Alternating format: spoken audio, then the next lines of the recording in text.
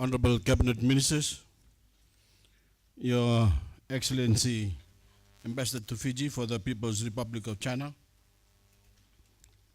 Mr. Huang Yang, Marama Mbalna Tuimba, the Chairman and Management and Staff of Fiji Roads Authority, the Chief Executive Officer and Staff of China Railway First Group, my fellow Fijians, Bula Minaka, and a very good afternoon to you all. I'm very happy to be with you in Ba to officially open the new Moto Bridge, together with 5 kilometers of new sealed road.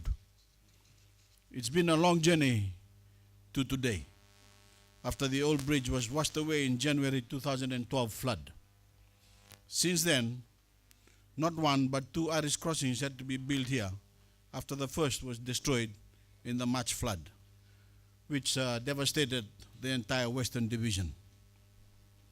While the Irish crossing was a necessary and important temporary measure, it prevented passage during high water. This will no longer be the case. Now, the temporary crossing has given way to a new permanent bridge. And that in itself is a symbol of my commitment to you and to rural communities throughout Fiji. It is a mark of permanence and investment in this community, in the people who live and work here. This bridge is a lifeline for those who rely on it. It provides thousands of Fijians access to towns and hospitals. It provides children access to schools, and it provides farmers access to markets. Across the bridge, we have 1 primary and 1 secondary school, a health center, and a water reservoir, all of which sustains this community. The bridge also forms a vital link in a major supply route for sugarcane to the railway mill. For the last 2 seasons, the crossing's unreliability dealt a big blow to the industry here. Many sugar cane farmers have held back on planting new ground because they didn't trust the crossing, especially during bad weather. And there was also far too much standover cane for the same reason. The new Moto Bridge will give farmers peace of mind knowing that that the cane they plant will get to the mill no matter what the weather is. They will no longer have to risk their money and the immense effort on the chance the cane will make it. That's why a bridge immune to flooding is so important. It will once again unlock this area's potential. As you know, my government has made the revitalization of the sugar industry a major national priority, and I'm proud to say that we are already seeing results. Ladies and gentlemen, my government is committed to fulfilling our responsibilities to the Fijian people, to keep our citizens safe from harm, to help our citizens when catastrophe hit, to provide services collectively that people cannot be expected to provide for themselves, and to maintain a climate in this country in which people are free to produce, to innovate, and to earn a living that will support themselves and their families.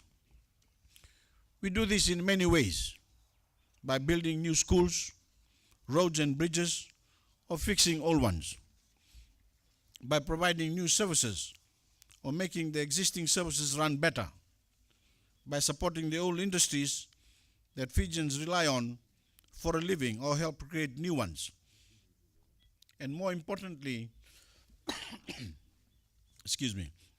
by establishing laws and policies that encourage investment and reward your hard work. This bridge should remind you that the government is accountable to you, the people of Mba. Earlier this afternoon, on my way here, I also announced that we will build a new hospital for Mba at the cost of $23.26 million. Phase 1 will commence next year at the cost of $7.3 million. We all know that Mba needs a new hospital. We now have a constitution one that establishes the legal and moral basis for a common and equal citizenry without denying anyone's individuality or culture. One that brings people to a single united nation. For the first time, every person born in Fiji has the right to call themselves a Fijian. No one must ever be considered a second-class citizen again. For the first time ever, we have a constitution which in its Bill of Rights protects the rights of land ownership and a right to a fair return, and also at the same time protects the rights of tenants and leases to secure a just, fair, and reasonable terms and conditions of land leases and tenancies. And in less than 1 year, we will have free and fair elections. The very first election in this country where every Fijian's vote counts equally. The new constitution gives every Fijian the right to housing and sanitation, reasonable access to transportation, to education, to adequate food, to clean water, a just minimum wage, social security schemes, to health services and sanitation. It guarantees freedoms of expression, religion, and assembly, and it grants specific rights to children and the disabled. This is your constitution. It ensures that power lies with Parliament, which is elected and accountable to you, the people. There is even a provision that allows for a referendum. None of Fiji's previous constitution has ever given so much direct power to the will of the people. It creates a Human Rights and Anti-Discrimination Commission and an Accountability and Transparency Commission.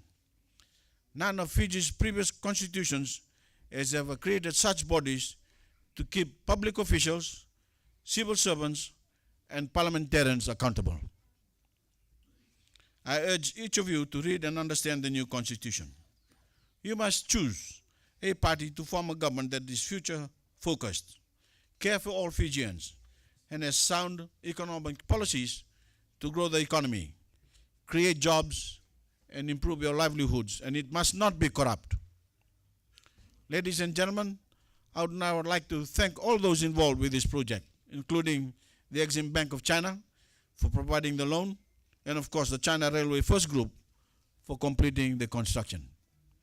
Ladies and gentlemen, it is now my great pleasure to officially open the Moto Bridge. Minakabalibo.